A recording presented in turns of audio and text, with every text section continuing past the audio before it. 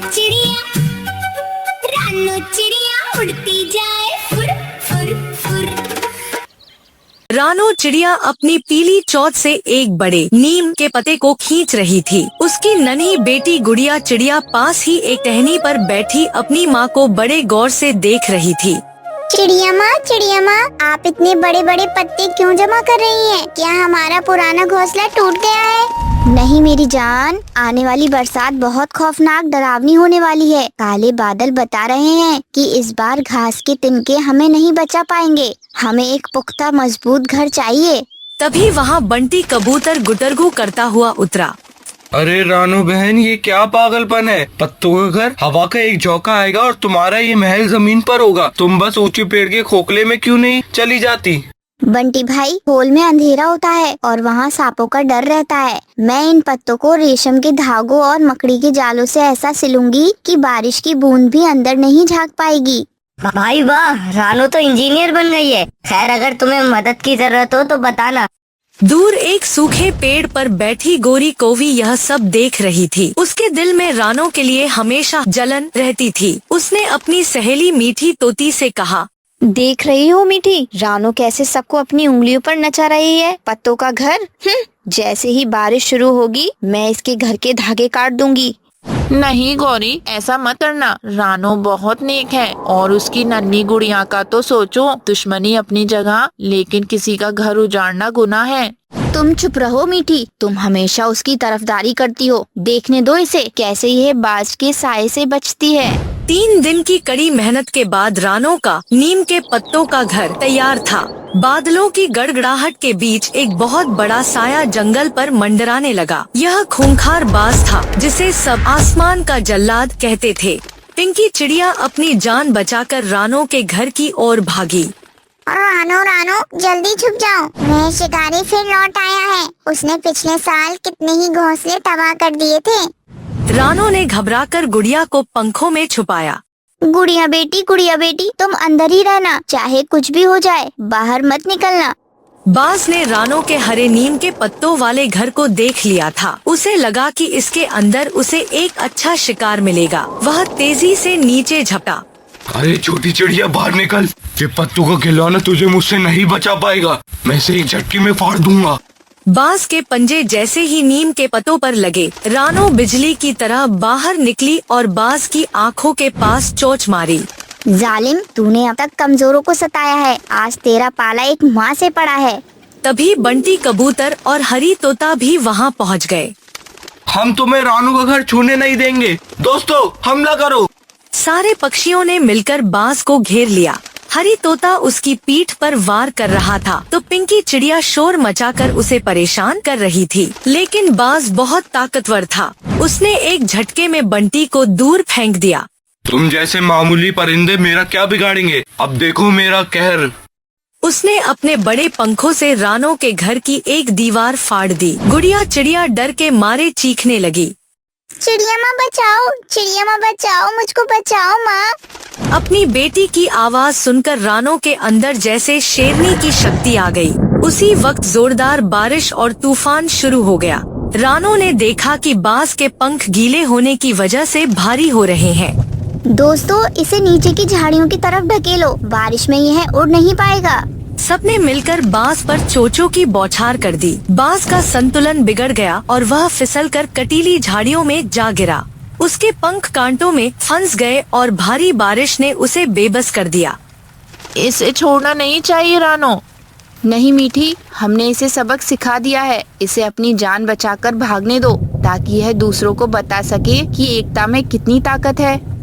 बारिश थम चुकी थी। जंगल की मिट्टी से सौंधी खुशबू आ रही थी। गोरी कोवी भी यह सब देखकर अपनी जगह से उतरी और रानो के पास आई।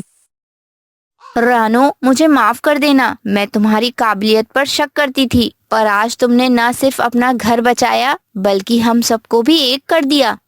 रानो ने मुस्कुराकर गोरी को गले लगा लिया। चिड़िया माँ, क्या अब हम फिर से घर की मरम्मत करेंगे? हाँ बेटा, लेकिन इस बार हम अकेले नहीं, हम सब मिलकर बनाएंगे।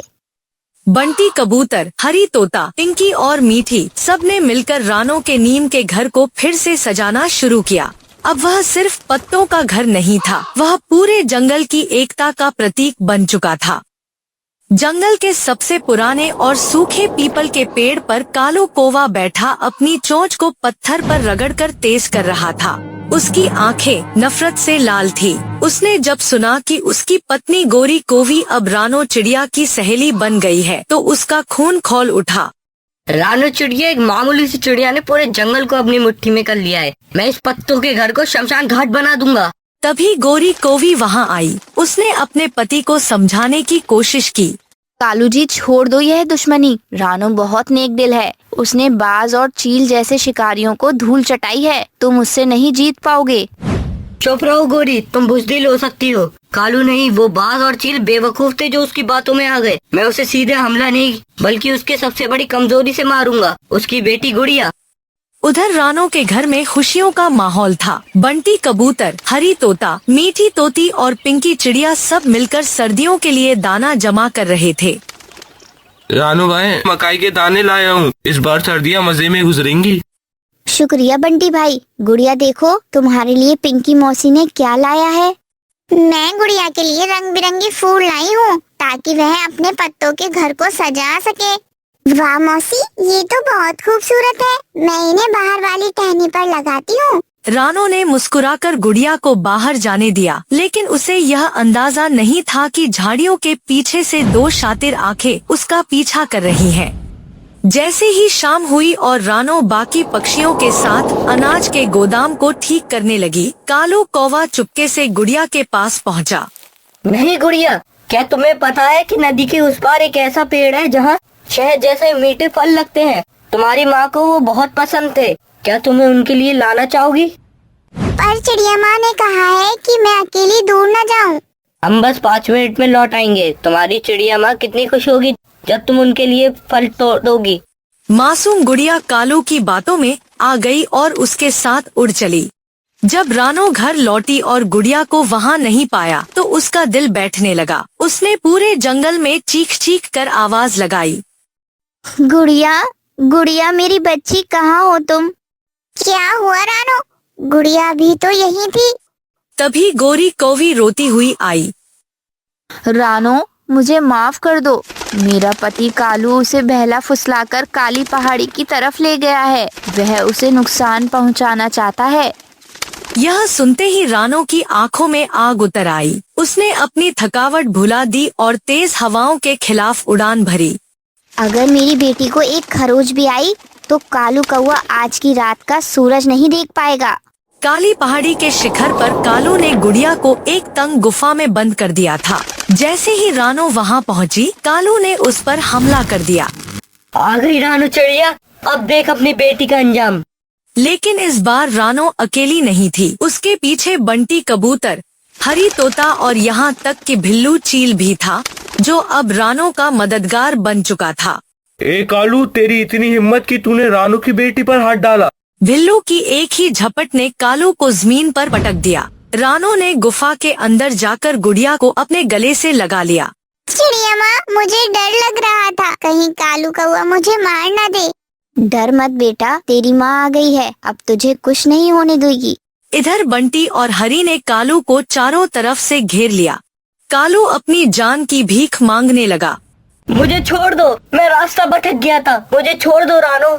कालू, तुमने जो किया वह माफी के लायक नहीं है, लेकिन मैं तुम्हें जान से नहीं मारूंगी। आज से तुम इस जंगल से बेदखल किए जाते हो। अगर दोबारा यहाँ दिखे तो अंजाम बहुत बुरा होगा।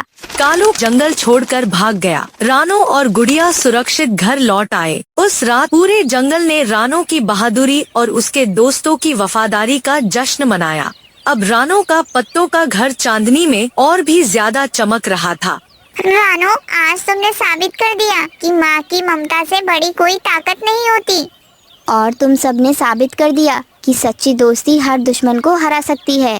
क्योंकि अब वहाँ सिर्फ पत्ते नहीं बल्कि सबके दिलों की मोहब्बत और सुकून बसा था।